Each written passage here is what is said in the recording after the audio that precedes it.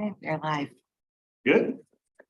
All right, everybody, welcome to the Tuesday, October 17th, 2023 meeting of the Parks and Planning Committee. We'll start out by doing a roll call of everybody. Chair Galani, Here. Councilmember Clark. Here. Councilmember Ottenberg, Here. Councilmember Marshall, Present. Councilmember Rambo, Here. Councilmember Dodwell. Here. Councilmember Bartoni. Here. Councilmember Flasher. Here. And we have a quorum. Excellent. Thank you very much. And next we'll move on to approval of the minutes. Can we get a motion to approve the minutes from the meeting on Tuesday, September 19th, 2023? Councilmember Ottenberg. Councilmember Marshall, second. All in favor of the motion? Oh. And yeah, okay, Councilmember Clark. I was scrolling through the minutes of past meetings and I can find only draft form from July through September. Do we have the final forms of the minutes for that time period? Ms. Rubito? Certainly we should, because obviously we present the draft minutes to you at each meeting subsequent to that previous meeting. So we'll just need to get them up on the website. I'll talk to Mr. Newberry tomorrow. Thank you. Okay, thank you, Councilmember Clark. Anybody else have any points of discussion or questions, comments? Okay, all in favor of the motion to approve the minutes from September 19th, please say aye. Aye. Any opposed and any abstentions? I'll abstain. I haven't been there. Councilmember Flasher abstains. All good. Moving on next to public participation. Do we have anybody online that's looking to participate? No. Nope. All right. We'll move on to action items next. The first item under action is for planning and park matters. Two items ready for consideration. The first one being the department's operating and capital budget for planning and parks for fiscal year 2024. We'll start out with that. Director Budich. Mr. Chair, I'd like to defer to Mr. Lee, our city administrator. Okay. Thank you very much, Mr. Bunich. I do appreciate that. And thank you, Mr. Chair. Just wanted to give you a quick few notes and then department myself will be available for any questions. So in general, across the board, we're looking at next year having about $42,453 in the operating budget above the expenditures, which is great. On top of that, we have seen a couple nominal increases across the board for both parks and planning. One item I did want to draw your attention to under the parks was the park maintenance item. It is 350-01. This is something that Mr. Bunich has done a great job of keeping everyone in the loop for. Ever since we lost Mr. Gailey for cutting our grass on our parks and trails, we have seen a considerable increase to maintain our same parks. We do have an action item and we're challenging ourselves to bring that cost down by potentially bringing in and separating out the ability for us to pay someone just for grass cutting. So it would be separate from the right-of-way maintenance and park maintenance contract. So right now we actually have received a couple bids for our general right-of-way maintenance contract that has some pretty competitive bids. So we're going to be looking through those, but if we need to, we will divert to a solution that will allow us to go out to bid just for 3 different tiers of budgeting for the grass. So there's going to be abatements, there's going to be right-of-way, and then there's going to be parks and trails. This is going to hopefully allow us to have different rates for each of those items based off the fact that some are more consistent. Some will, obviously right-of-way is a little bit more dangerous than cutting the grass near a park. So we could potentially see a decrease for how much it's going to cost us for our parks. So that is something I did want to draw your attention to, and that's why we brought that number down from what we expected in 2023. So we do look forward to hopefully bringing that new individual on or bringing our current individual up and having that price go down a bit. The other item I wanted to draw your attention to was the Celebrate Wildwood line item. You'll notice that we're still at that $90,000 number. As the council has mandated, we will keep at that number and we will do our best to get the donations like we did this year. I just want to give a quick kudos to the Department of Parks and Planning for all their hard work in getting the business community engaged this year, because it really did turn out to be a great event and we didn't go over budget. So that was really good. Moving a little bit further to planning. Just wanted to note that with abatements, we have seen a little bit of a nominal increase there, and we do expect to have that number go up just a bit. So that's one item that I did note, and we should have that be a little bit more manageable if we do get that RFP out for the separating out the grass from our general maintenance. So we do look forward to seeing that price decrease just a bit and potentially be able to control the frequency of the cuts. On top of that too, just wanted to note that the, one second here, sorry about that. Under the contractual services, we have quite a few projects in the mix, and that does include quite a few things. And I think Mr. Vunich could definitely elaborate on, one of them was brought up today by Councilmember McCutcheon about the sound mitigation efforts. So that will be included under there. So I want to make sure that some of these that are a little bit more broad, we can get a little bit more elaborative on, what actually that includes. So feel free to ask any questions there. And then for the capital projects, wanted to just point out a few cool notations here. One of the main items that I wanted to bring your attention to is the fact that we actually have the Village Green construction included in next year's budget. So at this point, we have 100% of the construction drawings in. We do look forward to getting started on this. So at this time, we have 2 million with a local, with us in a grant matching fund in the budget right now. On top of that, we do have money apportioned for the Essen log cabin. Would be more than happy to answer questions on any of that. And then the other big project I would say that would draw attention is that Old State Road shared use path. We are still working on the construction design of that project, but in that case, we do have considerable amount of money to make sure that that project moves forward. So at this time, I would like to turn it over to Mr. Vunich if he wants to add any notations on what I've discussed here, but we're also available for any questions. Thank you.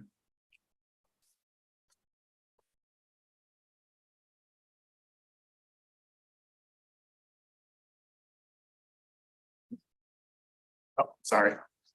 Too busy in here. Anybody have any questions? Councilmember Bartoni? Yes, thank you.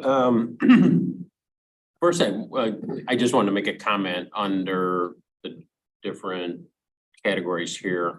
Congratulations to the departments for everything that's accomplished in 2023. I mean, that's quite a list, and you deserve the recognition, and thanks for all the work you guys do and everything. There's one item on here. I think it was maybe under planning. Yes. It's on page 10 of the 22. Under operating expenses, it's number 262. The service contracts are going. Is that an increase or a decrease, or it's an increase of 600% from this year, correct? Yes, it is an increase. Okay, what are we doing different? You could speak to that. Pardon, sir? You could speak to that, Joe. My understanding is that these service contracts relate to copiers, our shared costs for telephone service, et cetera. What we're seeing is just increases across the board. Okay, there's no decrease offsetting it, and it's not like moving from one category or one line item to another. In this case, we obviously reduced some cost along other line items to compensate as best as possible. These are just, as I understand, set costs that come from the provider or the agent that leases them to us. So as there wasn't, I'm sure, a lot of negotiation on the part of the Department of Administration, but it's about the best we can do. Okay. And then one other thing, and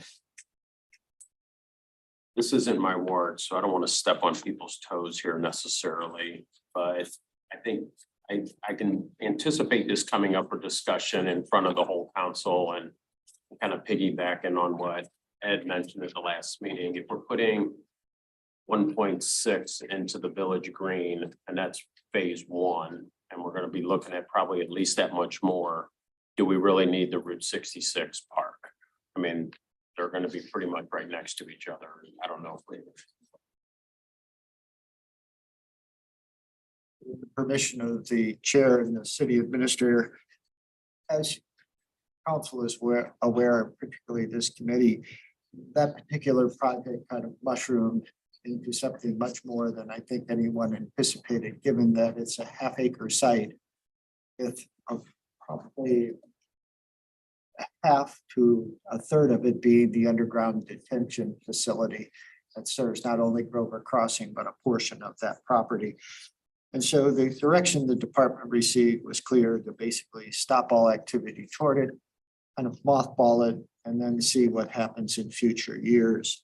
If you look at the 5-year plan, any discussion regarding it's pretty far out, particularly in terms of construction activity. What I will tell you is, if you're concerned about any of the expenditures that we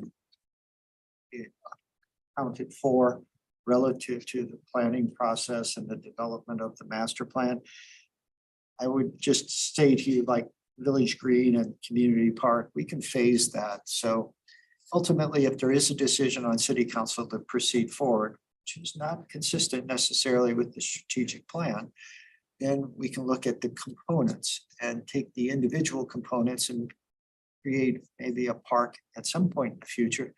That's a parking lot, maybe some of the pedestrian facilities, interpretive signage, things like that. From my perspective, after we watched prices escalate just kind of wildly over the last few years, phasing is the solution, and phasing would only occur when city council said it's ready to proceed. Councilman Rottenberg? Yeah, I think Councilmember Flasher had his hand up before I did. Oh, Councilmember Flasher? Hey, thanks. Mr. Lee, when you were talking there, you kind of insinuated that we might have more than enough for the Old State Shared Use Path project. And my question is, if we end up having more than enough money, are we able to allocate any of those funds towards safety improvements of Old State? If that, like I said, if we have money left over when it's all said and done.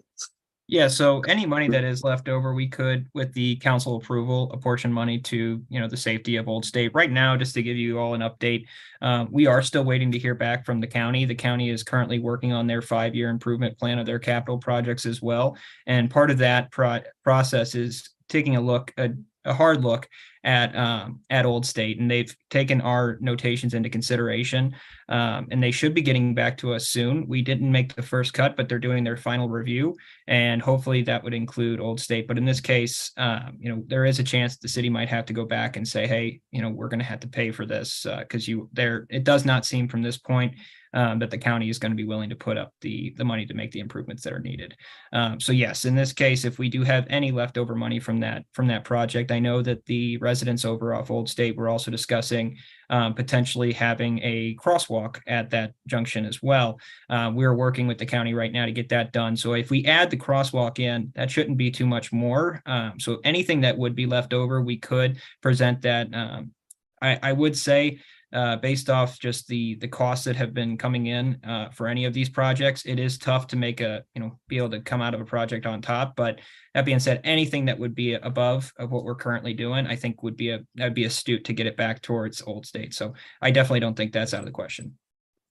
Great. Thank you so much. That's great news. No problem. Thank you. Councilmember Rottenberg? Yes, thank you. Question under roadway improvements, Route 109 and BA South Roundabout construction. Just curious, what's the latest on when that is scheduled to take place?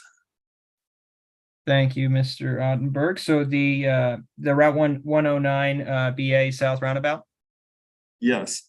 Yeah, so in this case, we do expect to have that project move forward and actually hit the ground in 2024. Right now, we are probably looking at sometime in July at the earliest for construction to actually begin, and that's a really good estimate. So we're probably looking more towards the back end of the summer months of 2024. Super, thank you. And then one follow-up, if I may. Sure. The very next item, Route 109 conceptual study, Clayton Road to Route BA South. When do we feel that is going to take place? Yeah, so Councilman Rodberg, appreciate that question. So this is a relatively new item. This conceptual study, we plan to have it done in 2024. That being said, that will probably take with the Manchester and the Taylor and Manchester resurfacing project that we have in the Route 109 and BA South roundabout, along with those J turns that we're planning on. This might be something that's kind of looking more towards the future. So if anything, it most likely will happen towards the end of 2024. All right, thank you. Councilmember Dodwell and then Councilmember Clark. I've got a question regarding the Strecker Road sidewalk completion. And that's been on the books for 3 or 4 years now. What's the status on that? Can we do a partial on the north side of Strecker where the city does have rights of way? And if we have maybe 20 feet that would require us to make purchase from the owner of said property, can we just leave that as the green grass walkway that it has been for the last 35 years and at least complete that portion? I realize this doesn't have anything to do with parks and, well, a little bit with parks and planning, more with our roadways. But we keep kicking this can down the road, and I've got residents that are complaining and have been now for 20 years. 20 years. Yes, I appreciate that question, Councilor Dodwell.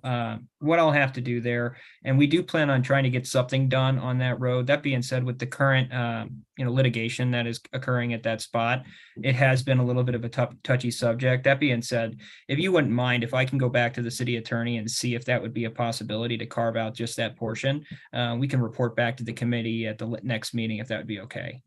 That would be fine. I just want to make sure we get some kind of movement on some portion of it so that those citizens that are paying taxes get something for their money before I die. We get it, and that's why we wanted to. That's why we keep having it on there, and and we really, main thing is we want to get this thing done too. But yes, I'll ask Mr. Young, and we will get right back to you guys. Okay, thank you. Councilmember Thank Clark. you. Yeah, this is, I'll sound like I'm repeating what I have said every year, but under the goals and the achievements. And we talked about this in Admin Public Works too, that if we could have the format change just a bit to include the last year's goals along with this year, or the previous year goals with the year's achievements. So we can see where we are, if we have actually completed the goals, if we're really working on those goals, or we are working on something else. That will help us to measure our success and our progress and to identify the goals that have not been achieved. And on that list, under the 2023 accomplishments, number 2, and I'm sorry I didn't send this list to you. I didn't have time to write it all out, but it says that it is anticipated for the first part of 2023. Was that supposed to say 2024? I'm going to go through these. Yes, that is correct. That should have said 2024. I do apologize for that. And Ms. Clark, Councilmember Clark, we will be adding those 2023 budget goals to the budget documents, and that'll be presented when it goes to council. You'll see that updated sheet, but in that Dropbox link that was shared, it should be updated by the end of this week. If I may, I'll just go through this list of a few things that I noted on goal number 4. To analyze current assessments and determine appropriateness in 2022. Date that one, not 2022 anymore. Goal number 5 wasn't this on goal number 5? See if I'm looking at the right one. Goal number 5. Interviewed and prepared a new contractor for the city parks and trail maintenance. No. That's the wrong thing. Pedestrian bridge. Ped Bridge, yeah, the pedestrian bridge between the Manors and Enclave, at Enclaves in the Cherry Hills at Meadows. That was completed in 2023, right? Yes, ma'am. And under the 2024 major priorities, number one, maintain current staffing levels. Now, maybe this arborist that we're looking at doesn't come under that, but will the arborist come under the Parks and Recreation or something else? Because we wouldn't be maintaining the staffing levels if we're adding an arborist. So the plan for that, Ms. Clark, was that would be a public works position. So in this case, there could be a chance that there's some of the funds are pushed towards from planning, but at this time it's it's coming out of public works. So the parks, at least in the parks and planning departments, those levels would be maintained. And these, just a heads up to all these goals, we'll do another run through of them, make sure they're all updated by the end of the week as well, along with adding those 2023 goals to compare to. Thank you. Not a problem. That's all I have for the Okay. Anybody else have any questions, comments? Seeing none, we'll move on. Thank you very much. Gentlemen. Oh, Oh, can the, okay. Right. Did you have any other question, Councilor Clark? I have some things for the planning section too. Are you gonna go into that separately? Parks and Rec? City Administrator Lee, did you have anything else to discuss related to the planning? nothing, the department's available for any questions at this time, but nothing specific. And we'll get your question in a second. Are you looking for the committee to take action on this tonight? That is correct, Chair. Well, the department tonight is looking for a recommendation to move forward with the changes that obviously the budget as is with the changes mentioned by Councilmember Clark, with also the suggestions added tonight as well. Okay, so we'll take a motion, but first we've got Councilmember Clark's got another follow-up and then Councilmember Hopper. Okay, so under planning, the accomplishment number 3 talks about the history book and it has been published. So we change that one. Under the accomplishments for 2023, number 6, this was done in August of 2022. And number 7, the high-speed internet will not be completely rolled out for all of Wildwood in 2023, because we won't be finished with that until April of 2024. And that will only be for phase 1, not of all of Wildwood. Number 8 is the 2023 goals. The 3 priority locations for and retrofitting existing retention basins.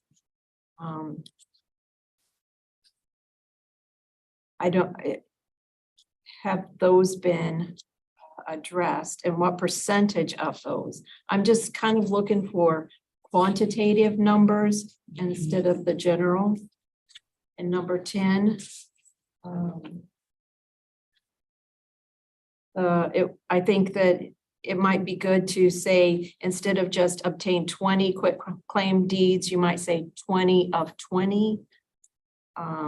Or the number of so that we know that it's complete. And then under the budget goals, number 3, that again, the history book was published in 2023. Published. Instead of being, it says to publish it in 2024. And we need to add that the completion of the internet, the phase 1 internet for our goals for 2024. Yep, that'll all be added and that should be reflective in the documents by end of week. Thank you. Department I will just take that wanted under to make advisement. some notes, let you know my notes as I was going through. Thank you very much, Councilmember Clark.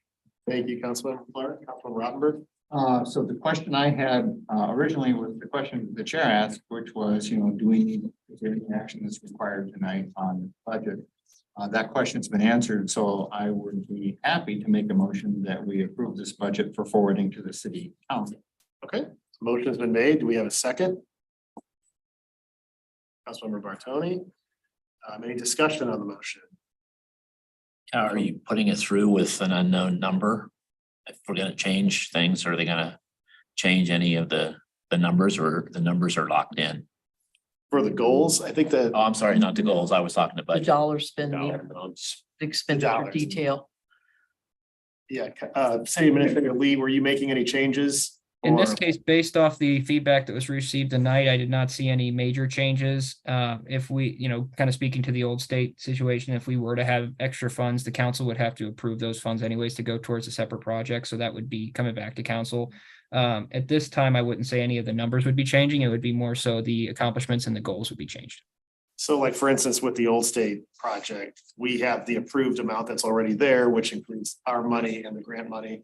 And then if we could fill in and do the crosswalk per se, and let's say it went over the approved number by 20 grand, then that would come back to the council prior to that. That is correct. Yes. That if it went over at any point, especially with a new project, we would probably bring that back to council. And there's no way that would be under 10,000 for, based off my understanding of what would need to be done. So it would go in front of council, even if there was leftover money to spend on the project.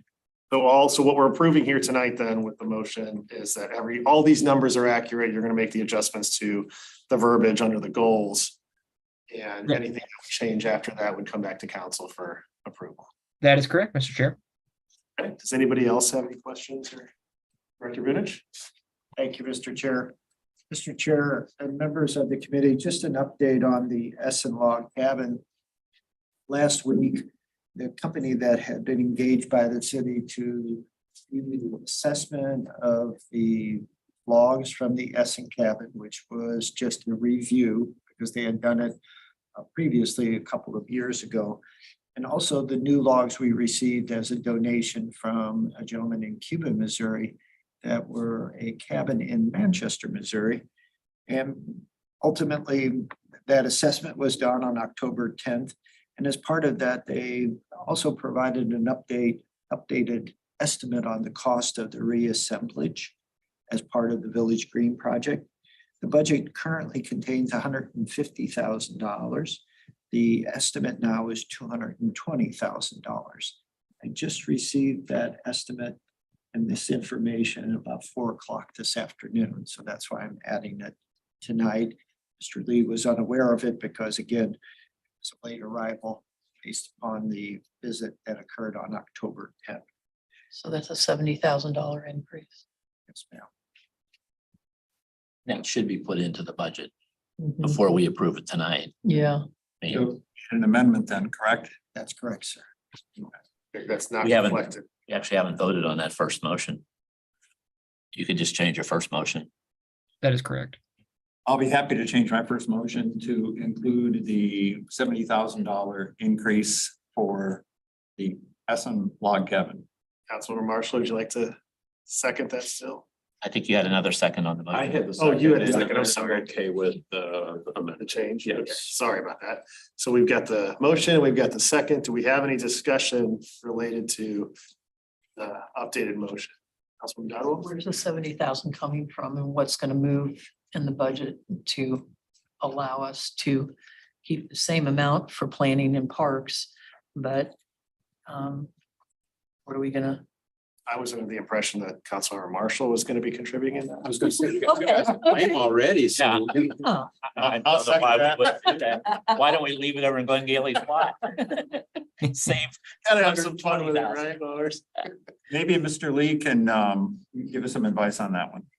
Yeah, so in this case, what I would be looking at here, and this is just kind of understanding the timeline, there's an assumption I would assume that the hardcore playing area, there's a good chance that that doesn't actually occur in 2024. That is going to be dependent on the development that is going in right next to it.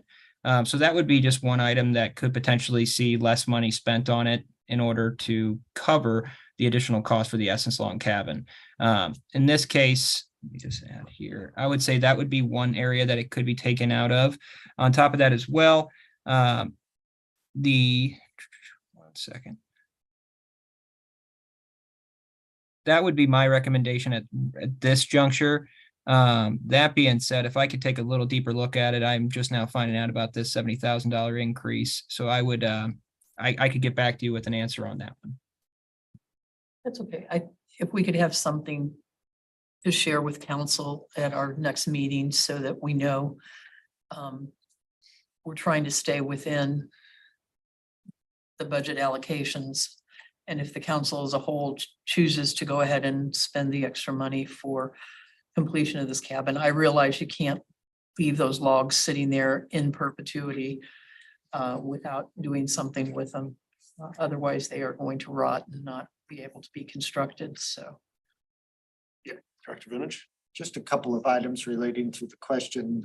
First, through the efforts of Chris and Melanie, we have applied for a second grant for Village Green through the Missouri Department of Natural Resources. We applied for that last year. We did not receive it, but they gave us good direction on the areas where the grant application needed to be further improved. And so we are going to submit that. And hopefully that is for $500,000. 500,000. So that'd be there's an great. option there. Okay. I don't feel as good about that grant opportunity, not because of Melanie and Chris's efforts. It was substantial and excellent. It's just this grant program is just a difficult one to kind of obtain. We applied in past years, both through different people besides Melanie and Chris, and just don't seem to have that formula down yet, but we're working hard on it. Also, just so you are aware, obviously the Crestview project is kind of on that fulcrum, that tipping point right now. It appears that McBride Homes is wanting us to do more of Main Street in terms of construction costs. So obviously, if that tips to the side where there isn't going to be a project, there's $250,000 set aside for that this year. So all indicators right now seem to be less than positive about the project. So from that perspective, there are some options out there already. Okay. So just for clarification purposes for everybody, the motion and the second and what we're voting on tonight is the budget we have in front of us plus 70,000 to finish the cabin. But City Administrator Lee is going to work and try to find ways to build that into the numbers to where we can back that out or still get back to where we were before. So, but just so everyone's aware, we're adding 70,000 to what we see here. Is that? That is correct. And what I will meet with Mr. Vunich and we'll discuss where that could potentially come from. I do think the grant's one big thing. The hard courts timeline is a little bit off and could be something that we could look at. And then really, I think a really big key too, and Mr. Vunich did point it out nicely, was the Crestview item that doesn't move forward. That does leave 250,000 unaccounted for in that case. All right. We're clear on that. So with that being said, any further discussion on the matter? Councilor Clark? Yeah, I just have a question on that. So are there any projects that we are not doing because that would be a higher priority than this, than the Essen log cabin, that we could use a 70,000 for? From the Department of Planning and Parks perspective, no. As many of you know, through the Historic Preservation Commission, this particular item's been back and forth for several years. We've worked diligently to find a location. We then followed that up with the engagement of Pattern and Knives to do the bid plans and bid specifications. So we've done it meticulously and over a series of years. And I think the time has come to actually address it, as Gustavo mentioned. Continuing to store them at this Gailey's Yard has been successful, but I think there's an anticipation in the community to move forward. Also, the Essen family has stepped forward and said if there are some shortfalls, they're willing to contribute some money toward the project. At least that's what's been kind of relayed to me through Rob Keith, our planner, that's kind of been reaching the Essen component for a bit now. So All right, guys, we've got the motion in the second. So with that being said, all in favor of the motion, please say aye. Aye. Any opposed? And any abstentions? All right, thank you. That passes. Next on here was the city recreation schedule for 2024. Director Vivich? thank you, Mr. Chair. Mr. Chair and members of the committee, each year as part of the budget discussion at this particular meeting, the department presents a draft schedule for the upcoming recreation events that are planned for 2024 in this case. This particular schedule does not anticipate any new events, and in fact, is identical to 2023. And as you can see, for the most part, each month we have a major event, and each month that event does vary to a certain degree. We start January off with our 14th annual Frozen Feet Half Marathon, which is on the trail system alley. And we do our famous spring egg hunt and then go from there into our series of concerts during the summer and a couple of hikes. To August, our back to school party, which is our second most popular event next to Celebrate Wildwood. As you can see in September, we have Celebrate Wildwood on that third Saturday again, in this case, September 21st. And then October is a busy time because we have our events for board appreciation. And in this case, there is an event that's not shown, and that's the Tour de Wildwood. We did it again this year, and we have a partnership with Bicycle and Pedestrian Federation that I think was very successful. And so tonight I'd like to get authorization to include the Tour de Wildwood again for 2024. It appears that we'll make some revenue off that event as directed by City Council. Initially, the assessment was that we would make about $1,500 instead of spending almost $6,000 to $7,000. So it is not included this year, but the department will respectfully request direction on that. And other than that, we do have an item relating to the holiday tree lighting ceremony that's on the agenda tonight. And so we included it again in 2024. For any questions, City Administrator, Ms. Ripator, I'd be glad to answer them at this time.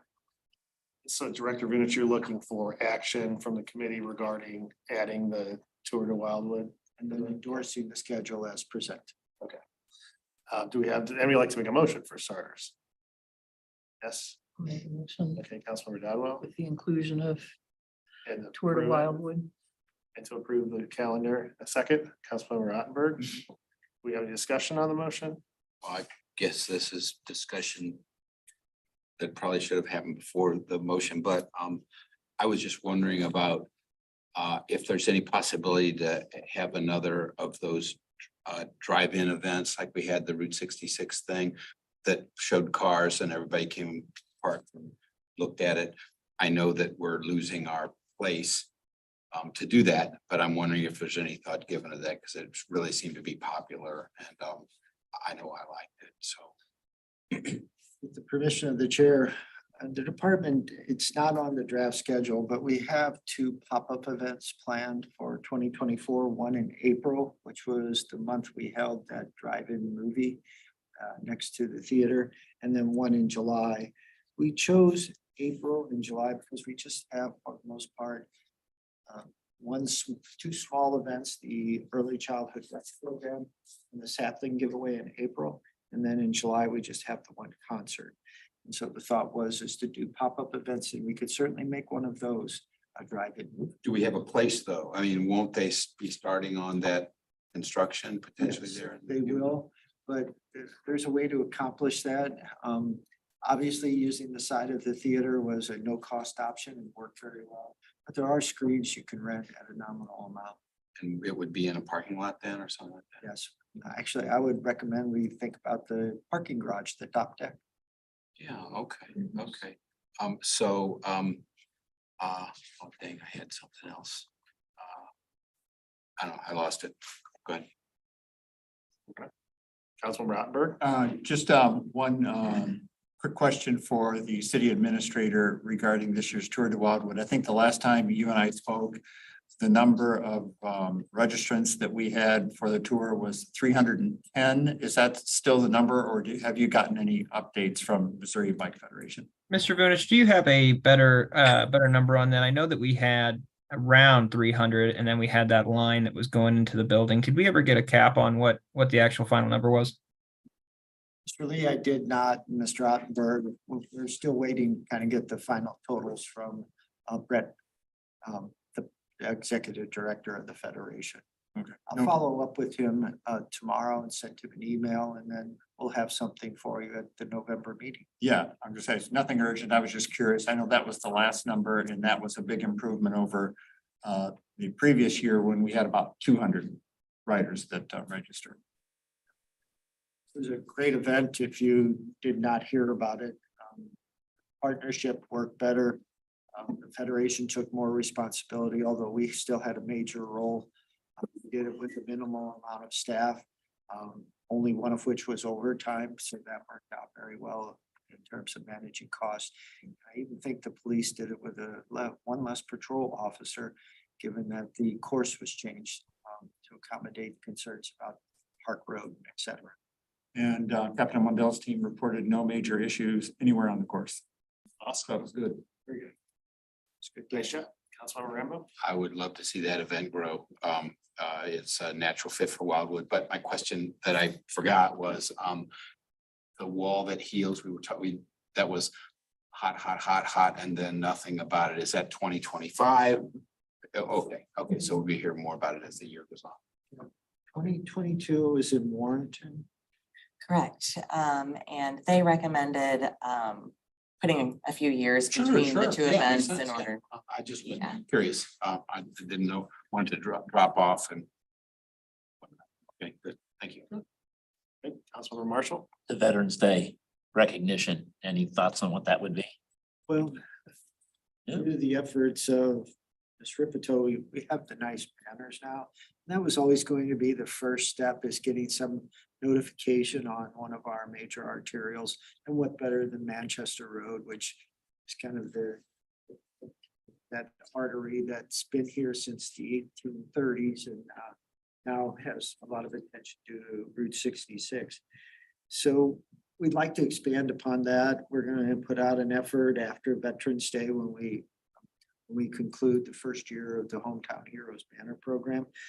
But we're open to suggestions as well. It's a new event from the perspective of the department, but it's an event we think that is natural for Wildwood and one that's been talked about for a number of years.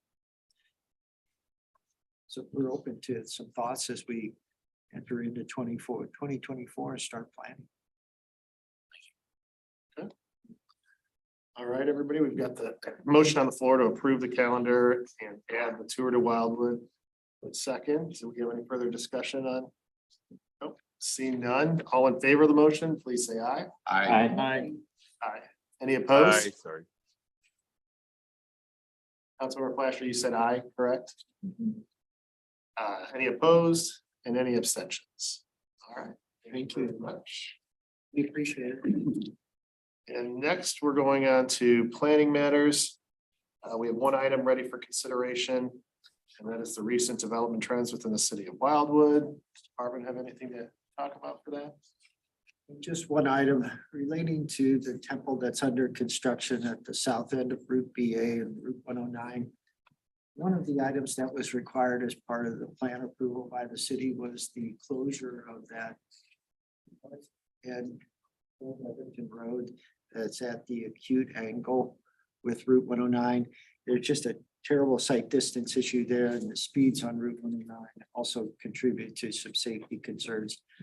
What we're seeing though with Missouri Department of Transportation and the review of the roundabout project, they actually like to have that retained.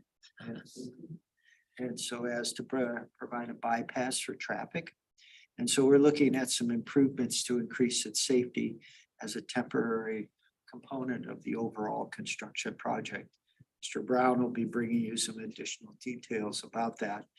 And they are making progress at the location. If you haven't noticed, sending the code enforcement officers up there just to kind of keep an eye on it and also encourage them to move steadily along, because there is an anticipation that let's get it done and get it over with. I feel like it's at least one brush stroke per week. Yeah. I think you're right. On each side. Is there a completion date? We've not heard one. The leadership of the temple contacted the Department of Planning about the closure of the road about a month ago. And we weren't yet aware of at least the Department of Planning wasn't yet aware of the requirement from the Missouri Department of Transportation. But they are equally frustrated about the pace of construction. And they obviously want it done probably more than anybody in this room. But we're doing our best to kind of keep an eye on it. Sure that if we can do anything to make that construction accelerate, we will.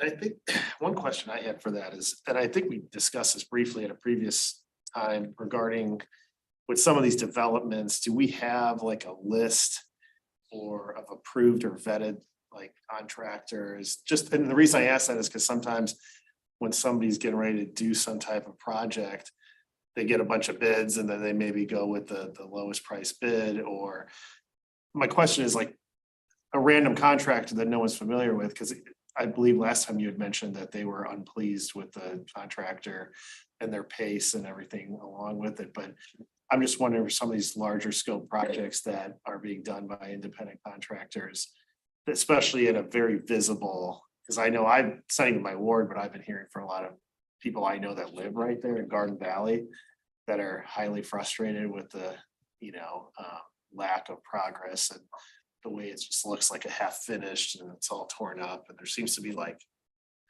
one worker's car there at any time, if any, during business hours. So I was just wondering if, maybe that's something we could table for another time, but to have some type of vetting or approval process to where any, random LLC that says they're a contractor can't end up winning a bid for some type of project like this that then the city has to deal with because I feel like now we're well over a year. Almost 2, right? Yeah. So I mean, it's just one of these things where like we're stuck now trying to figure out and our residents are upset and all that. So just my thought. Well, just from the perspective of the department, and Ripito has more experience with this particular general contractor than I do, but just from the perspective of the department, the city's intimately involved with the project from the initiation of the site development plan, which is done by the engineer and surveying firms, then through the architectural review component with the architect. But once they're approved, we're really not, or does the code necessarily give us a role in the bidding process? All we're trying to do is ensure that all of our codes are met and compliance is achieved relative to the general standards. Or perhaps maybe something in regards to the timeline to where maybe there's some kind of fines or where, maybe you have a window of leeway. If you're saying it's going to be this stage completed by this time, maybe you have a 60-day window if things get extended. I'm just trying to figure out like when you're talking about multiple years behind schedule that's not what I would consider a major construction project. It's not some huge monument or something. So it doesn't seem like it's reasonable to me that it's this far behind schedule. Well, like Mr. Lee mentioned, maybe that's a good question that Mr. Lee, Ms. Ripito, and I can ask John Young, see if any other communities have some kind of, Some kind of accountability. some or kind of timeline associated with the project, and if there aren't those milestones met, there's some type of penalty or something, I don't know. We'll certainly investigate that. We can put it on the agenda of the committee once we have the answers. Yes, it wouldn't have been as much of a problem if it would have been similar to the Greenberg activity here in town center. At least they didn't tear up the yard and half build something and leave it sit for 6 or 8 months or something. So the kind of construction that's been going on here just, I don't think should be acceptable for the city. although I do know in the past, we've had some issues with homes that have been started, but then have sat vacant and half built for years and years too. So maybe we need to look at our codes and see whether we can somehow require or penalize individuals that don't work on a timely basis to complete a project. I think that's a great idea because everybody's talking about, because if the burden is on their shoulders to get it done, or it's their problem, it's not the department's problem to go and keep saying, are you keeping up? And are you, let's keep doing it. Then the burden is on them and they're the ones that are gonna feel the pain more than us. When we just take the pain, it's just taking it off of them and going, oh, well, they'll come back and tell us, when we have to have it done. So I think that's a great idea if we can do that, to have something, here's your time, give us a timeline. And you've got a tolerance range there for times, but and be smart about it so that you don't give yourself too little time, but have a timeline that this is what you're going to do in our city.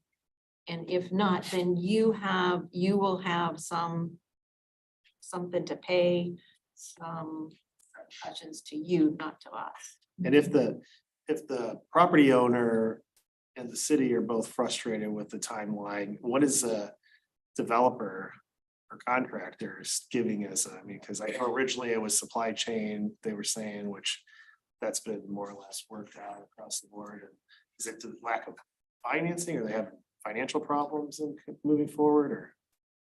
My understanding is it's not a financial issue. The Temple leadership made it clear that when they were ready to proceed forward, they would be fully funded or funded enough to complete the project under some type of loan situation, et cetera. As I say, there was the supply chain, and there was some COVID illnesses amongst the work crew. And there was the issue with the special plumbing review and modifications to the plan, and then reviews, et cetera, by St. Louis County, MSD, et cetera. But from what I've been told, this may be more of a standard practice associated with this particular company than others. I'm careful what I say because we're being recorded, and I certainly don't want to disparage anyone. But all I can tell you is we're doing our best to keep an eye on the project, make sure the job site is as clean as possible. But we also, that's a two-edged sword, because if we go there and say, you haven't done what we've asked, we're going to put a stop work order on you, then we've added to the problem even more. Yeah. So, Yeah. Yeah, I I just, really maybe whatever, appreciate it. we can review for future issues, just so that we can perhaps come up with some mitigation strategies, so we don't find ourselves at the mercy, to Councilmember Clark's point, if there's a way to hold them accountable. And typically, if there's fines or penalties involved with lack of accountability, somehow things tend to get worked out quickly. Councilman Broderick? Yeah, thank you, Chair. I am, I guess, sympathetic to the thought of, maybe penalties built into contracts and so on, to ensure that the projects are completed on time. But I guess from my experience and working in the electrical construction industry for as many years as I did, there are so many things that are beyond contractors and or developers control, like labor issues, labor shortages, supply chain issues, and so on, that I would just urge that we proceed with caution in that area. And then a question that I do have on the north end of Etherton, where it meets 109 by the Temple.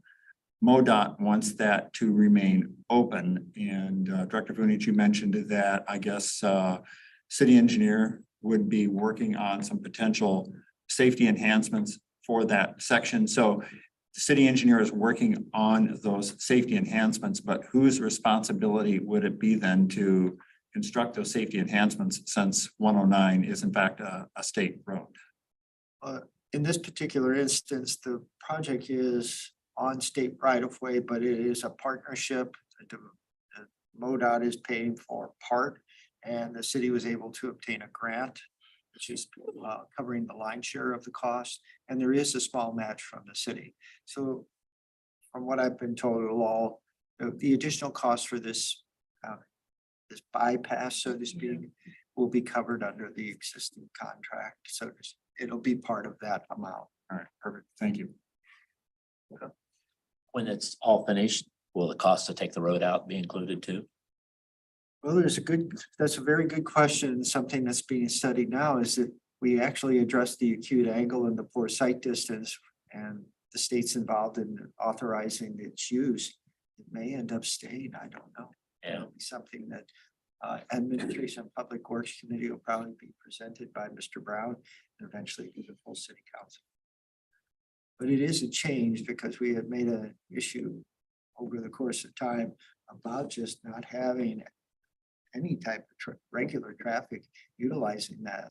But if we can get improved and it's safe, might be beneficial to retain. I don't know. They could use it as a right only coming down. So I mean, there's ways they could do it around the construction, but Mhm. if they're not going to do it, I think we ought to ask to have it taken out when they're finished, while they have all the equipment there. So Mhm. I'll let Mr. Brown know the questions and then we can provide you some additional information. Councilmember Clark?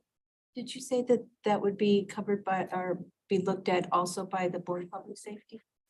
I did not mention that, but again, Admin Public Works usually sees road projects.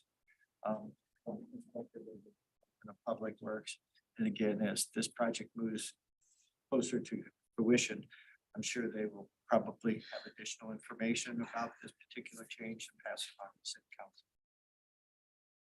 Okay, great. Did you have something else? I have one other,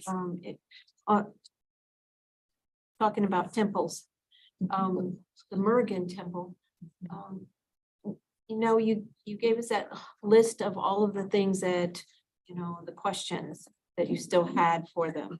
And is there going to be a meeting? Is there any way that I can attend the meeting? I've got a lot of people over in the Meadows that are asking questions about this, and so I'd like to have some answers to give them if we can get answers. I'll give you two updates as best as I can describe them. The first is we are still trying to understand public space requirements as applied to this facility. The city is clear that with X amount of parking spaces, there is a demand or need for public space under our zoning ordinance. Originally, the temple was willing to offer an easement for a public trail through the property. The debate centered on where on the property, and ultimately the temple wanted the easement to be abutting the eastern boundary of the Meadows of Wildwood, which was a problem for most of those owners and understandable. After discussions with them regarding the trail and its location and the impact of parking associated with that area of the site, the department explained to them that years ago, we made a modification to the public space requirements in the code to accommodate phase 2 stormwater improvements as a 1-to-1 credit against public space. Now appears that that may address their public space requirement, given pervious pavement, bioretention areas, and a few other items that they're talking about. So the trail is still in flux at this stage because we don't have the revised plan submitted yet, indicating compliance to that list of comments you were providing. So that's outstanding. Yesterday, I talked to the engineer of record, Mike Miners with St. Charles Engineering, and they are working on the revised set of plans. What he contacted me about was the improvements to Turkey Track Road from Generations Drive to the temple entry area. So they are addressing that concern about not using existing Turkey Track Road alone for new access to the for current access to the temple. So the plans are underway.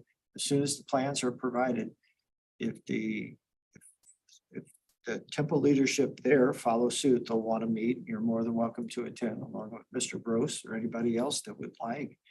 And then obviously, if the owners of property in Meadows of Wildwood would like to meet and want the Department of Planning there with you and Mr. Bros, that's fine too. I'll just let you tell me what's best.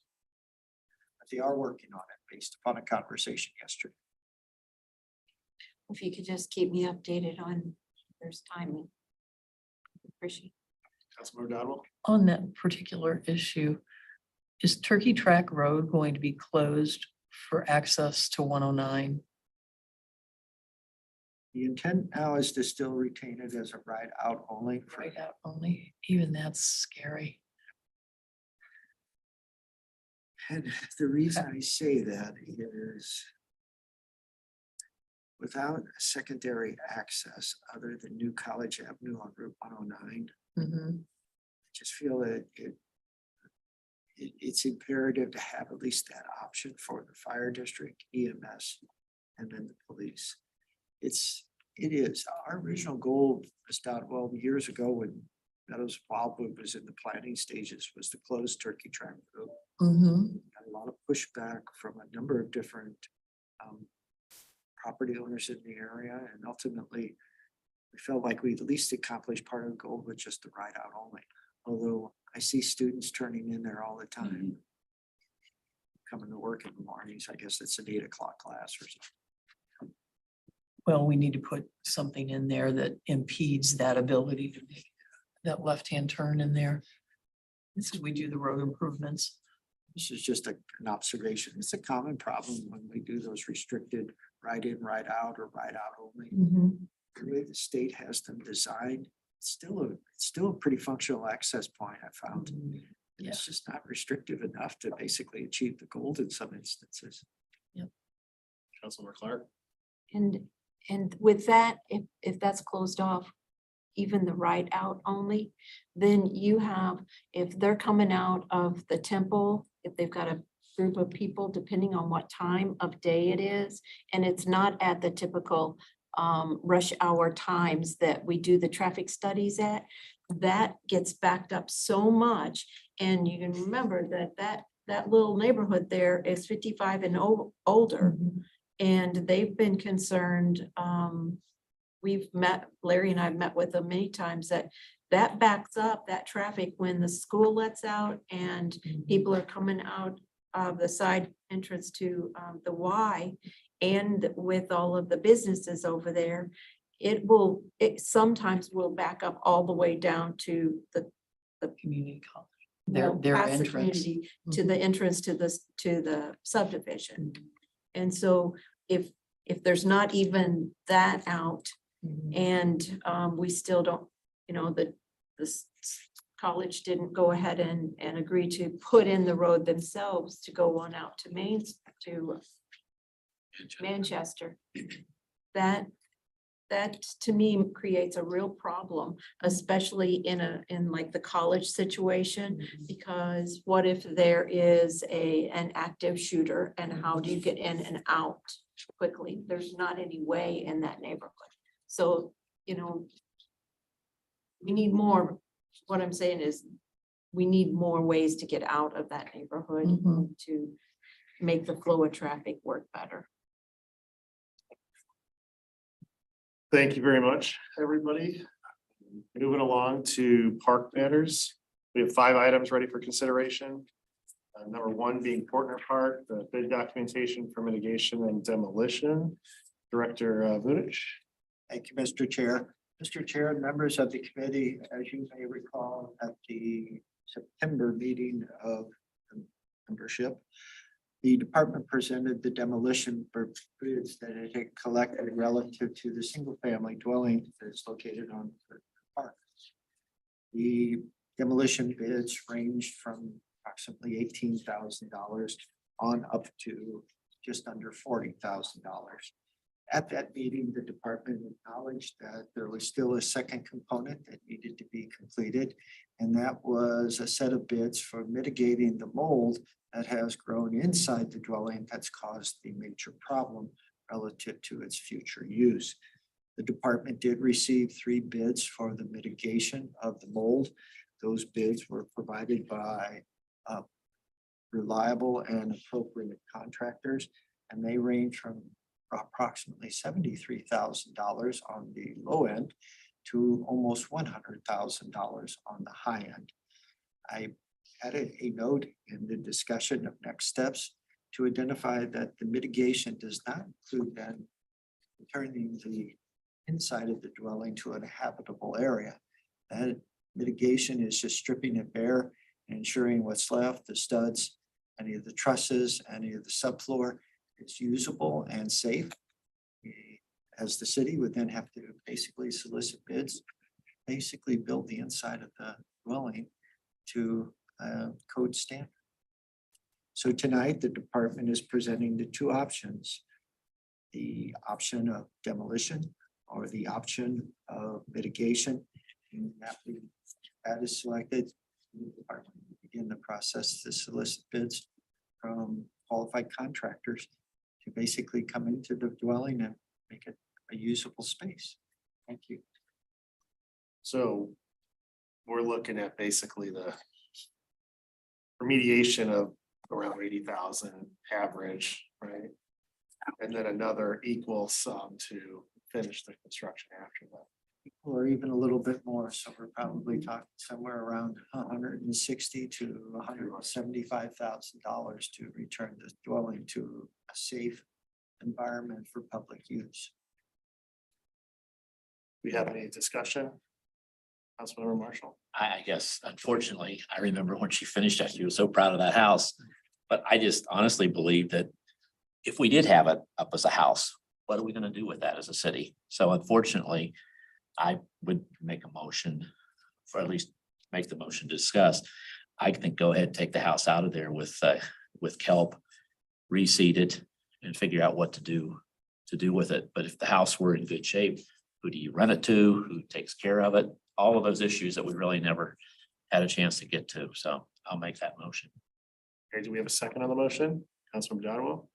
Any discussion on the motion? Councilmember Rambo? Yeah, I feel like we're getting the cart before the horse with motions before we do discussions. But I don't understand Robert's rules. So, what's that? It's just a motion. Need a Yeah, The motion. mayor always slaps me for, only on the motion, only on the motion. So- Well, you got the motion out here, so now talk away. I'll be right over. Yeah, because if somebody makes a motion and somebody seconds it, then Then we you have to discuss. proceed with that, and then it's a discussion. So Okay, we're having a discussion on the motion now, which is to so I'm good. demolish. Yes, you're good. Okay, when I first heard of this opportunity, I was excited to use the house potentially as a perk for a city employee. But there's also, like, for example, I use a management company. I don't have to touch it. There's an automatic deposit to my checking account every month. And it's a very low fee, and the city could probably realize, $30,000, maybe $35,000 a year in income off of this home. And so the question really becomes, I don't think the concern is that we have to be landlords and it's a special case and so on and so forth, because it can be completely hands-off. It's really what we can do with this asset. Is it worth spending $150K to renovate the home and get that back in 4 years and then we're making money? Or should we just go ahead and knock the house down? And that's a great spot for parking that is necessary for any sort of park. So I'm in Ed's camp that we probably should just give up. I just think it's unfortunate that we didn't have the opportunity to make the choice to gain some revenue over the last few years until we can actually afford to do Partner Park. But $150,000, I could build a brand new home just like this one for $150,000. And why would we do that? So I guess it's hard to fully support the notion of knocking down the home, because I'm not clear that we're really on firm legal ground, because the bequest was predicated on the idea that we would keep the home and grounds. And so I guess we've gotten that determination that it's okay, but I would hate to see us, the city, get into some litigation down the road because the heirs say now this should belong to us because you didn't follow the terms of the bequest. So Joe, clearly you're confident that we're on firm ground with this. Do we have some sort of official determination from Mr. Young in a form of a document? Or has he just kind of said that this is likely to be okay? From relative to matters of probate, I'm never 100%. Yeah, right. That's why I'm asking. That's always a difficult process, regardless if it's the court or any other discussions outside the court. In talking to Mr. Young made it clear that although the restrictions as provided by Ms. Yost relative to the deed of transfer were that nothing be torn down, obviously public health or public safety threats kind of supersede that. That's kind of where we left it. So my intent would be is before preparing any legislation to authorize the demolition, which will have to be a legislation to city council given cost.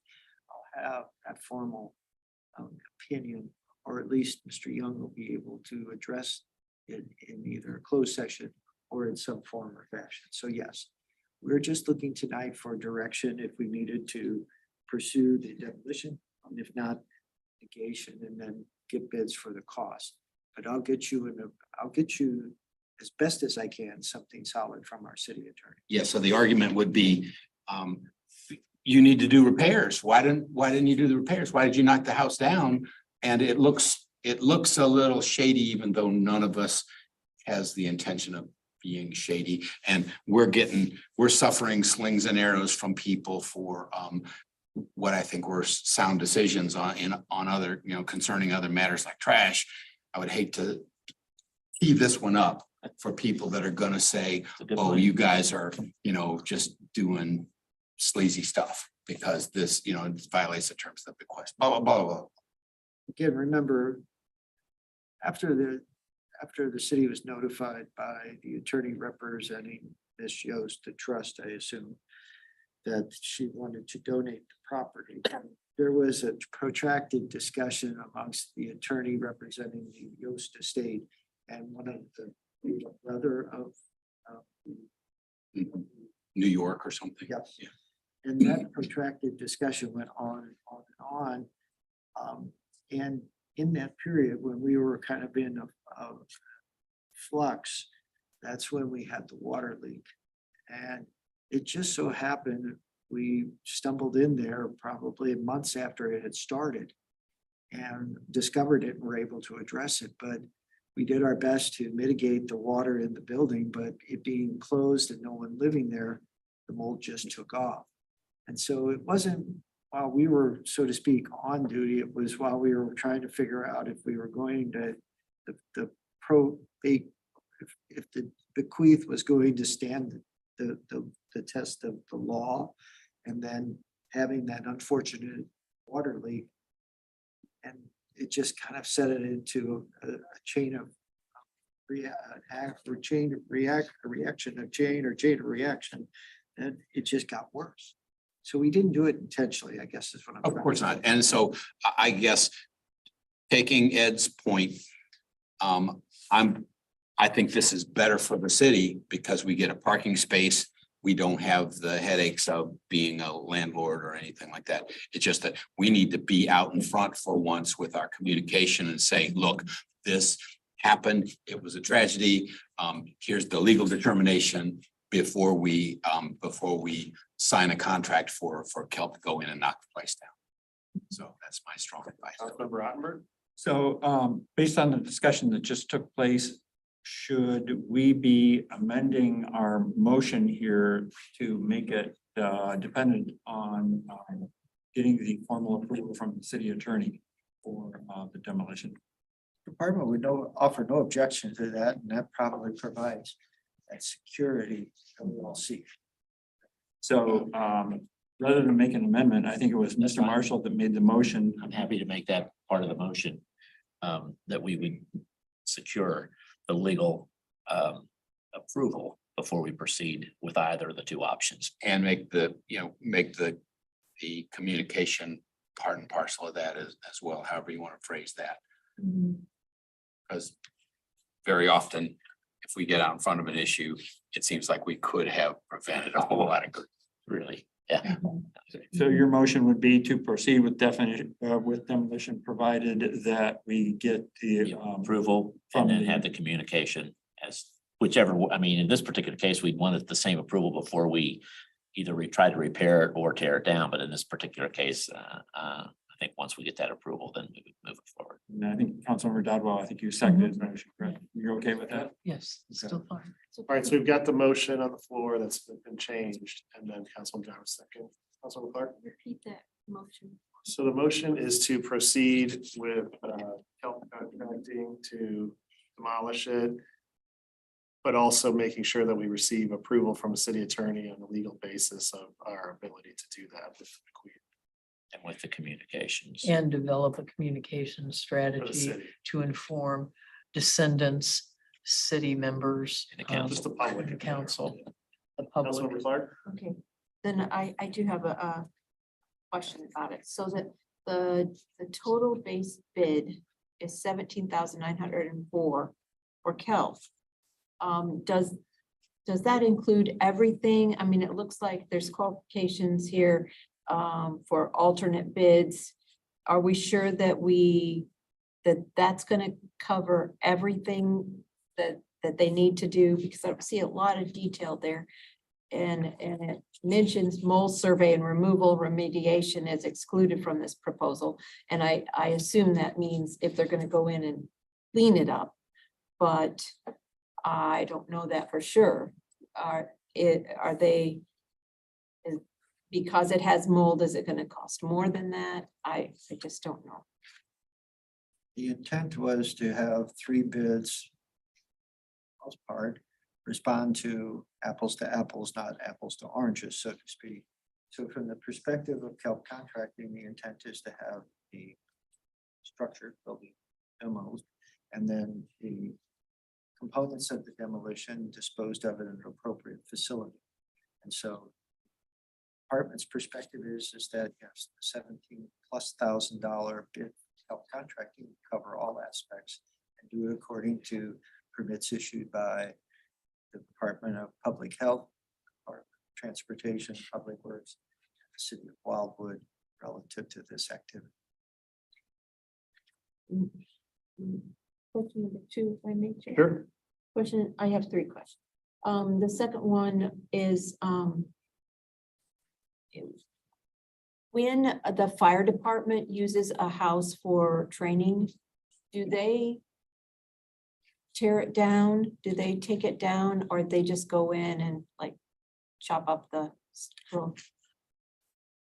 They don't, for the most part, remove any of the material that's left after the controlled burn or the training exercise, and it's left to the owner to complete. Would we be open to letting them do that, since that would get them some training in some toxic materials? Committee does not object. I can certainly contact Metro West and see. And then, Make sure you tell them the mold. Yeah. I'm a really, really old fire guy, and we would never take people in there to do that. Only because the mold that's already there, you're gonna have a mask on if you burn it, but they probably need to, because they have to, you usually have to go in and repair the building before you burn it. Doesn't it have vinyl siding? Yes. Yeah, so there would be some concerns with that. And also the big, huge mature trees.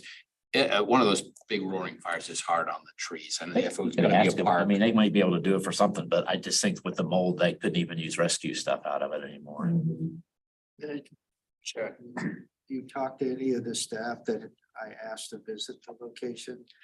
They can wear gloves, double mask, and they're only allowed in there just to make sure the air conditioning is on or the heat is on, and then they're in and out. We're very cautious, and I would do is treat the fire department the same, if not more. It's a great idea, though. Okay, so, She had a my number 3. sorry, go ahead. was there anything built on that location before? that we should be concerned with, like maybe asbestos or something? Miss Yost lived in the original house. No, the second house. Second house. That's the. She's in her third. Same spot. Okay. And she went through the standard demolition process with St. Louis County Department of Public Health, then Department of Public Works and us. And the contractor that actually built the house, I knew from working in St. Louis County, and I know he followed the rules. So I'm not anticipating any problems. All right, guys, well, we've got the motion in the second with the legal addition to that. So no further discussion. All in favor of the motion, please say aye. Aye. Aye. Any opposed? Any abstentions? Thank you for the discussion there. Moving along to the next item under park matters, we've got the holiday tree lighting event for December 2nd, 2023. Director Bunich.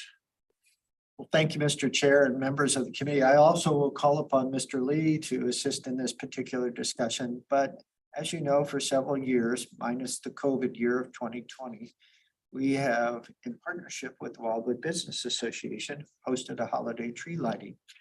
Holiday tree lighting has become a very, very popular event. And you see a lot of families just there and enjoying the carolers, Santa Claus, the vendors that are there from our Wildwood business community, and et cetera.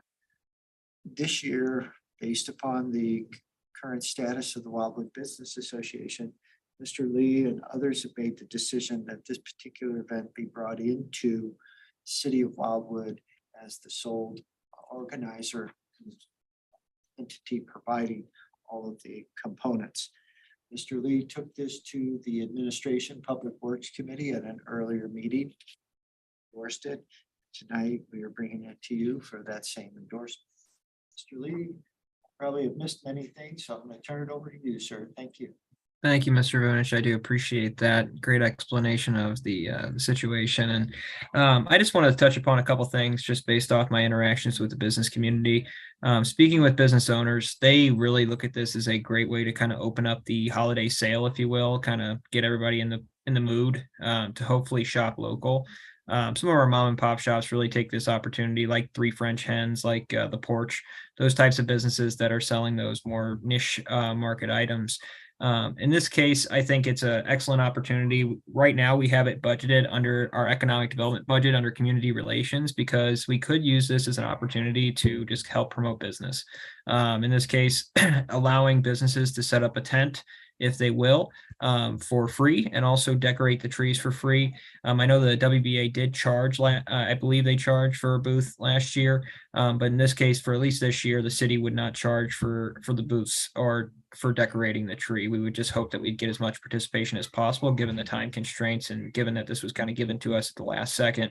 That being said as well, I did just want to note that the city has been funding this event for the last, since it's come about. At the end of the day, the WBA has really just kind of helped organize it, but the city really backed it financially.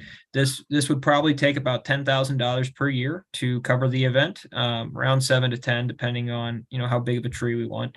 But I just wanted to give you that number before moving forward, because obviously this is an event that would be added. And I really think that last year we had probably 2,500 residents that come. It's a short event. It's a blitz event.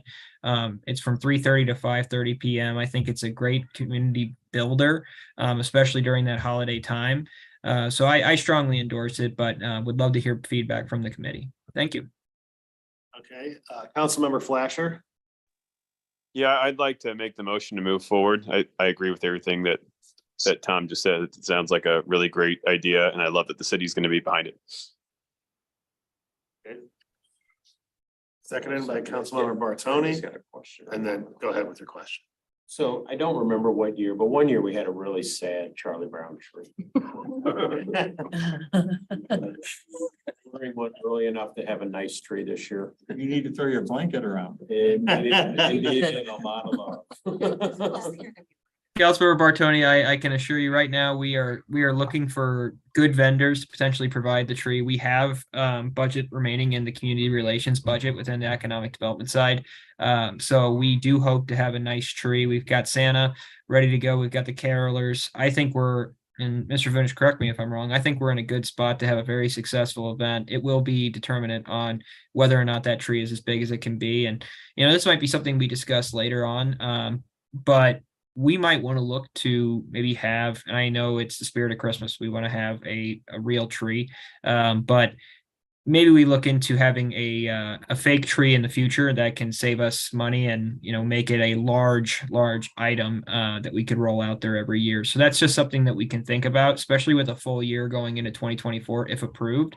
I think that discussion should be had just to see if that would save us money over time, and the department would be more than happy to look into those costs. Thank you. Councilmember Godwell. Do we have a specific date we're going to do this yet, or is that still on the calendar? December 2nd. Did I miss that Yeah, part somewhere? I'm sorry. It would be Saturday, December 2nd, Ms. Dodwell. Okay, I missed it in the memo. That's okay. Councilmember Clark. Yeah, I did notice on the list of the line items, the interpreters. Last year, I know I got some feedback from the community, the deaf and hard of hearing community, that many came and really enjoyed the carolers and having the interpreters there. And, so, I would like for us to have an interpreter for the Santa also, to have as kids with that are deaf or hard of hearing many times are left out of that. And St. Louis does have one event that has signing Santa, but the kids like to come and be a part of it too. It's nice to have. Permission of the chair, Ms. Clark, we intend to have the interpreters there again this year as well as in future years. Last year, we also did have an interpreter with Santa. Good. For one that signs, I mean, it's not that hard to find. I would think. Santa that signed. Yeah. It is hard to find. That's not- In December. But we have signed Practice your whole with the hope. Santa. You can just Yes, the interpreter. just dress up as Santa. Notified, the interpreter goes up with the child and family. Okay. and Interprets for Santa. And back. Also, oh, sorry, Joe, I didn't mean to cut you off there, Mr. Vunich. Quite all right, sir. Thank you. Thank you very much, Mr. Vunich. I also wanted to note, just with talking about Santa, one idea that the department has been floating around is having what the main piece of this event is. People come, they visit the booths, they get some hot cocoa, they have a good jolly time. The tree lighting goes on, but really they're there for Santa. It's a free opportunity for our residents to bring their kids to see Santa in a pretty great environment. I mean, it really does feel like Christmas cheer when you're there, and the holiday cheer there is fantastic. So what we were potentially going to do here is have, promote individuals to take pictures of Santa and then upload those pictures on Facebook and tag the city in them. So we could have a little bit of here's kind of show this is what we're doing it for type of thing. So we're working on a hashtag right now. If approved, I'll make sure to get that implemented. So just kind of a fun way that we could definitely, show how many individuals posted and tagged us afterwards to kind of show some metrics for how many people actually are utilizing the Santa portion. Councilmember Rottenberg. Quick question. So at the tree lighting ceremony, will the city have a booth, and will we have copies of the history of Wildwood on sale? Yes, that would be the intention. Perfect. Thank you. We had a booth last year. We handed out different types of pamphlets and things along those lines, points of interest map. Yes, we have a Christmas gift holiday gift par excellence. We have the history of Wildwood. So Absolutely. tell your friends. And them Okay. and others. Councilmember Clark. In the past, was the window decorating part of this, or was that separate? I can't remember. That's part of it.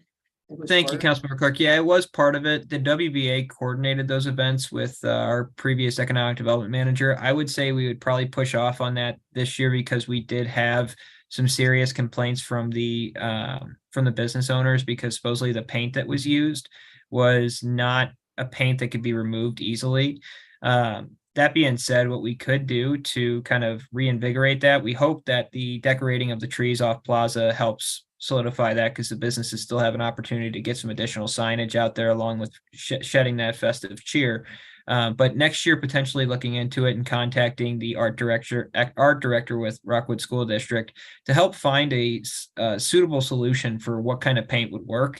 Unfortunately, you know, when teens are painting out there, they might not be considering the paint that would be going on, might not be, you know, temporary paint. So we did run into that issue and we got a lot of complaints back in, I think it was 2019 or 2020, where we got hit pretty hard because the paint was not coming off. Joey, would you want to speak to that a little bit? No, you did a fine job, Mr. Lee. Okay. It was 2019. That's the first Okay, year. thank you. All right, well, we've got the motion on the floor with a second to move forward with this proposal for the department. So without any additional discussion or comments, I would ask to take a vote. All in favor of the motion, please say aye. Aye. Any opposed? Any abstentions? All right, thank you very much, guys. Thank you. Thanks for the explanations as well and the information. So that brings us to the next item on the agenda here, which is the Village Green engineered plans, which are 100% complete in levels. So Ms. Ripito. Thank you, Mr. Chair. Mr. Chair and members of the committee, I feel like this has been half touched on just throughout our discussion of the budget tonight. But tonight the department is presenting 100% completed plans. At the last meeting, the department presented the 90% complete plans and there weren't a whole lot of comments regarding that. Other than there was a question regarding the street parking and whether it required ADA accessibility.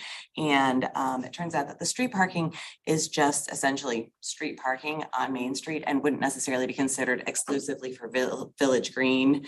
And so it wouldn't be two separate parking areas per se with a structure in between. So it wouldn't meet the qualifications to require ADA accessibility on that. It would be considered similar to the Main Street parking that's all up and down Main Street. It's not specifically dedicated to Village Green.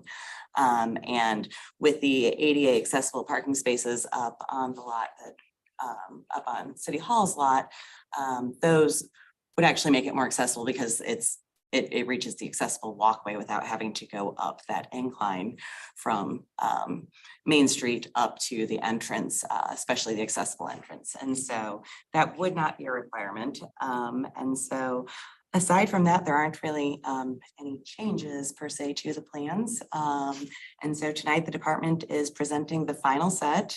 And if you have any comments or input that you would like to add, we can present it to the consultant for consideration and incorporation before the plans go out for bidding. And so tonight the department is looking for support of this and with the committee's action, it will go on to the city council for final approval. And hopefully with where we're at right now, we should still be able to go out to bid this year. We're hoping mid-November. And so with that, that concludes the department's presentation. Unless you have any questions or comments, Mr. Vunich and I are here to answer them. Okay, and so you're seeking for us to make a motion and approve this moving forward to the council. Correct. Okay, any discussion, questions, Councilmember Clark? Yeah, I still have a little bit of a concern about the accessible parking. I printed this out and I can't really tell what it says, but this one is the C200, C200. The parking places themselves, are they big enough for van? Because they have to have at least, if they have at least one. I am for up to 20 on the share screen here. If you can see that. Okay, so if you see down here, there are accessible parking spaces that are the Those look like they're the It's standard like five. handicap. The standard handicap or standard accessible parking places are 96 inches. And that is acceptable if the access aisle is also 96 inches. But if it's not, what the normal one is 60 inches for just an accessible parking. But they have to have at least one van. So if they don't have the aisle being wide enough, they'd have to have an 11-foot place, but I don't see that. If, It looks to me like 15 is wider. Yeah. yeah, Good. Yeah, if you expand it a little bit or even on your iPad here. It looks as if it's probably 4 feet wider. here, Teresa. If you look here, Mhm. that's wider than these two. Oh, the aisle. The you're aisle. talking about. Yeah, that's what you were Okay. talking about, right? Yeah. Yeah. Okay, So there you've got your I see. extra wide aisle. okay. So, yeah, and there's how many parking? There's, There's 5. 1, 2, 3, 4, 5. I mean, total, there's less than 25. Yes, and parking ratio is kind of an odd one. It's 1% of the acreage or the use area associated with the park. So it ends up being, we're over parked, quite frankly, based upon that formula. And obviously, we have existing parking in front of City Hall on Main Street. We have existing parking behind City Hall. We have the parking garage. Ms. Clark, quite frankly, plan does not show any improvements on Main Street. That's intentional. Because again, we're struggling with the 2 development proposals, one of which has a denial from the Planning and Zoning Commission. And as Mr. Lee and I mentioned with Crestview Project, McBride Homes, I'm not sure where that's headed at this moment. So we're depending on parking based upon the additional spaces shown, part of the phase 1 plan, and existing parking already available in the vicinity. Councilmember Flasher. Oh, were you, sorry, I'm sorry, Chris. Were you good? Yeah, if that is full and or if somebody is down on Main Street and they're in their wheelchair, if they're coming from their home, because one gentleman does come across, even comes through the field there sometimes to come to Music on Main. He wants to go into the Village Green. Are there curb ramps? There's steps there on the sidewalk, though? Is there a ramp that goes up there? I see the steps on the sidewalk, but I don't see a ramp area that goes up to the main circle. It's my understanding that the new access into the Village Green, given grades, would not necessarily accommodate the minimum slope. And so what we're doing is we worked on making the existing access point into City Hall accessible. And so that's why you see everything focused on that particular side there. And again, according to the civil engineer that was given explicit instructions to make accessibility a priority, they have told us it is. Are there steps going up to the cabin? Have yet to finalize that. We're waiting on the design from Pattern Eyes. Typically, what I would tell you is yes, it's not flush with grade. And so the question becomes, do we make a ramp in front or somehow to make the cabin accessible? Because cabins weren't flush mounted with, at least this one wasn't. Now we have photographs that show that it was on a rock. It was on a rock foundation. And it's probably maybe 2 risers, 16 inches or so. Because not everyone that's disabled is in a wheelchair. So, they can use a ramp that is at this is a wheelchair accessible slope. So having a ramp to each location, I think it's quite important. From the department's perspective, we treat those that care for emphasis of mobility as the standard we'd like to meet. Now, there's motorized wheelchairs, obviously, which address certain circumstances, but just assuming that someone is not in a motorized wheelchair and using their hands to propel themselves, that's the standard we try to meet because we think that's the greatest standard that we should. Meaning that those on a cane are potentially on a crutch or crutches. They have a little bit more mobility than someone trying to, from the standpoint of a wheelchair. I think that's real important, but if the slope isn't right, if all these things are not, we can't meet that, then we just tell them, sorry, you can't go up there. The village green and onto itself will be fully accessible. So if we're talking about the cabin, we have yet to see the design provided by Pattern on Ives. And certainly it was a conversation the Historic Preservation Commission had. And I guess it's a conversation that ultimately will focus on, do we make the reconstruction historically accurate? Completely historically accurate, or do we address it to the accessibility concerns that the community holds? And that's a decision you'll all make as city council when you get the plans for the log cabin.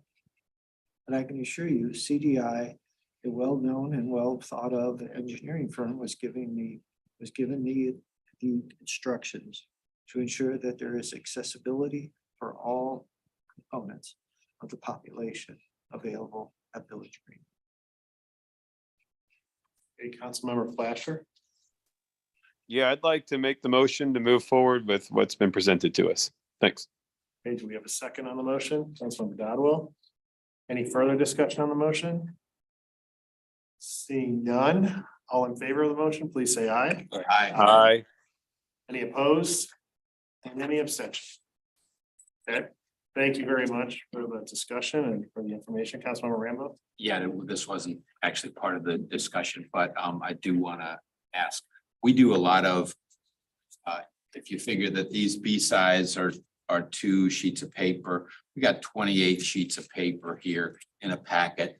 And a lot of it is like the electrical information and details and so on and so forth. And so I'd suggest we could just say, attachment contains sheets 3, 6, and 11 out of 23 or something like that. Print out the pictures that folks are likely to look at and not print out the electrical stuff, because there are always, you know, in documentation all the time, you see that intelligent decisions are made. Okay, we'll provide you with the basic stuff that you need, because we all have this electronically. And if I'm interested in the electrical stuff, I can look on the electronic side and we can save a whole lot of paper shuffling for you guys and a whole lot of paper for the city. It's probably, you know, a few $100 in a year's time, but it makes sense. So anybody object? The to color that? copies are probably more expensive than Yeah. regular. I can attest, color copies are more expensive per unit. We are about to be getting a way better deal on that. We were able to negotiate that with Rico. So just wanted to add that little piece. We actually saw a pretty significant decrease in the cost going into 2024. So just an exciting update to save us some more money. That's where the cost went up from 2,500 to 14,000. Those are different items. Hold on, I could break that out if you get, I will provide the report because we just got a new, Rico came back to us with a new lease with better rates for those color copies. All I'm right, still sounds good. gonna- No, great point. So then yeah. That is a good point.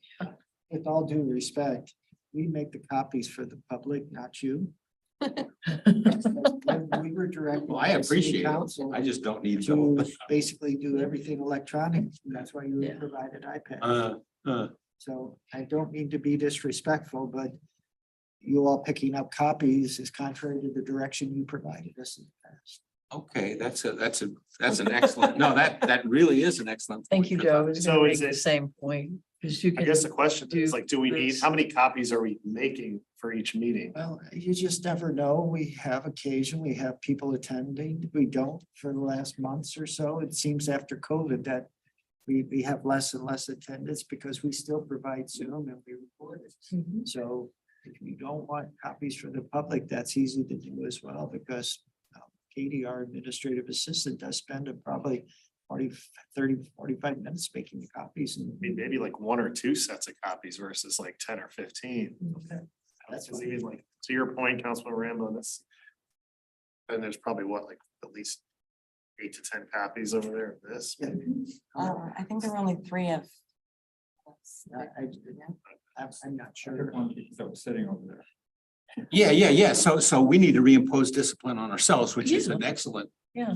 Point. And that was not my. No, but you're absolutely right. I mean, shame on me for the, partly, but I still think you can skinny back the packet and make that reference. And then anybody that's interested has equal access. If it's just a member of the general public, they can say, oh, sheet 6 must be missing. I'll go, look at it online or something. Well, and actually, If for it- council, Maybe what we, and this is a recommendation, maybe what we could do is we print out just the agenda itself and place that out, and that would save us considerable amount, and then everything else would be expected to have someone go on the online edition and click on the attachments. Mhm. I agree with that. I was gonna say, like, for council meetings, I use my computer and use the electronic things. But like for here, because of plugging in and setting up the computer is a little bit difficult. And then, but I actually pick up copies because I figure, man, they've gone through all the trouble to print all this out. Yeah. So it's going in the trash after this. Either meeting. pick it up here or print it at home, so. I thought I was actually doing a service by. picking Nice. this up. Don't go away thinking we don't appreciate your interest. So anyway, well, that's good. I'm glad you brought that up because we've been able to kind of identify some of the points that we were all Well, and any misunderstood on. any of our residents, if we have it attached on our agenda site, you can get in and just like Ed and I were expanding and contracting the views, you can look at these on your phone, on your iPad. Any resident who says they have problems seeing it or understanding it, I would beg to differ with them.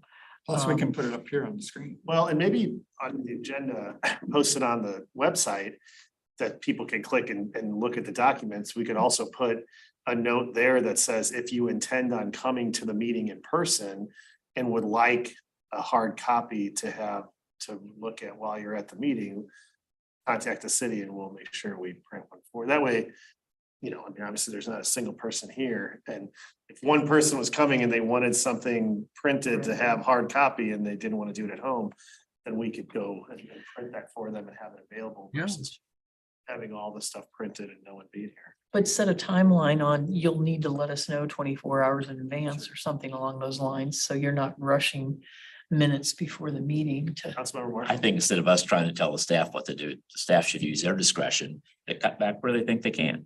I mean, Well, Thomas already committed to that. I mean, I think that's what we're doing, unless I'm mistaken, right? No, you're correct. We're getting a better rate per copy made. That's the benefit here. We're going to be saving quite a bit of money there. But I think if we print it out for individuals that requested it, I think that's an excellent idea.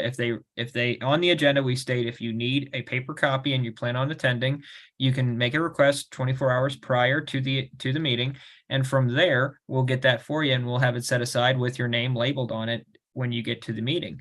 And if they want to pick it up because they're doing it from Zoom, they can come pick it up from the front desk or, from Ruth at reception. So either way, I think that'd be great. And, overall, it would cut back on significant paper. Great. Awesome. Well, thank you. And thank you for bringing that up, Councilmember Rambo. Good discussion there. Let's see here. So we approved that motion already. So barring any other questions, we'll move on to the final 2 items, which we usually do together here regarding the in-person virtual recreation programs and facility reservations, event registrations, and ongoing long-term maintenance costs for parks and trail facilities. So does this department have anything they'd like to go over? Just again, drawing your attention to the maintenance component and the cost associated with it.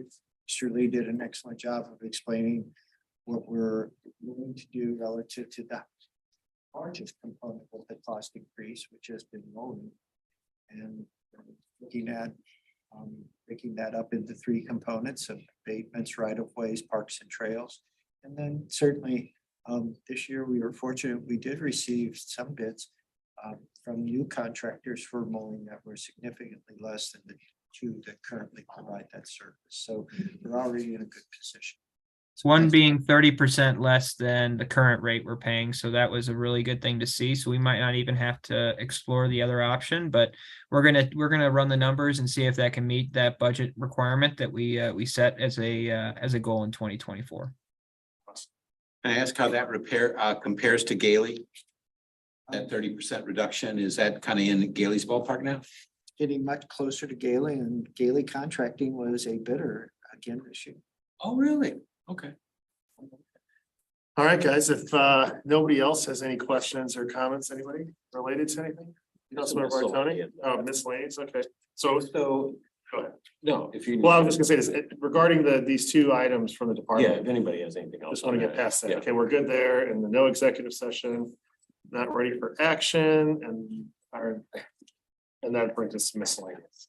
And this would be more for Thomas probably, and if he, I don't know if he's still paying attention or not, but it's kind of piggybacking on what Katie had said earlier regarding the sidewalk at on Strucker Road. Maybe we could get a update from our city attorney on both sides of that road at our next council meeting. Council meeting. Mhm. I know this is not necessarily the best approach, but I don't know if many of you will remember. For years, Manchester Road, before we did the 3 segments of the streetscape, it was a very narrow street with minimal shoulders. And over the course of time, when we had the opportunity, we added additional shoulder width until the point we got it to almost 3 feet. It's still close to the cars, but it was an improvement relative to at least what we could do with the funds we had and the availability of right of way. We've actually talked about trying to do that up there. It's just widening the shoulder as much as we can, heavily striping it, and then at least the people aren't riding or walking in the drive lane itself. So Yeah. there's an option like that as well. That would be great. I know just on some parts of Strucker on the north side, I mean, the shoulder's 6 inches wide, but it drops off immediately also. I mean, unfortunately, on parts of it, there isn't 3 feet No. to widen the shoulder, but I know everybody wants this thing to happen and nobody's fighting it. It's just, if we could get some sort of, you get calls. I get calls, regularly, Joe I gets get calls calls, you regularly. get It's calls, probably still gets getting calls regularly. yeah. I mean, it's just See what we can do. yeah, any update would be helpful. I mean, the original contract or the original scope of that project was to do sidewalks on both sides of Strucker all the way down to Clayton Road. Exorbitant cost, Yeah, it was and well over $1 all of million. us that were council members for those 2 boards at that time said, no, all we need is 100 feet On the north side. on the north That's all we need. side of Strecker, and we'll be happy. Yep. People can cross the street. We have all these blinking alarm things that are going off like crazy. They run which from one brink are to the so next. accommodating for our rural and calming effect. So, All right, I mean, like, complaining. got your marching orders there. We'll get it done. Well, thanks, guys. Councilmember Clark? Yeah, we've had Music on Main, we've had the drive-in movie, we've had all these things in that field. And Ed Cohn has been so gracious to let us use all of this stuff for free. Is there any way we can give him some kind of formal thanks? I mean, I know he can't do it now because he's gonna develop that area, but he has really saved us so much money and just time and going out and finding a place. So I would really like to just thank him some way formally. Should we consider having the mayor make a proclamation? and give it to him? Is that? I think. Would we do that here or would that be done? at You could council? make a formal request if you would like to just email the mayor or send him some kind of direct correspondent making a recommendation for that. He could consider it at that point. Okay, Teresa, you want to do that? I can do that. I mean, it's just miscellaneous now, so yeah, I can send him a note.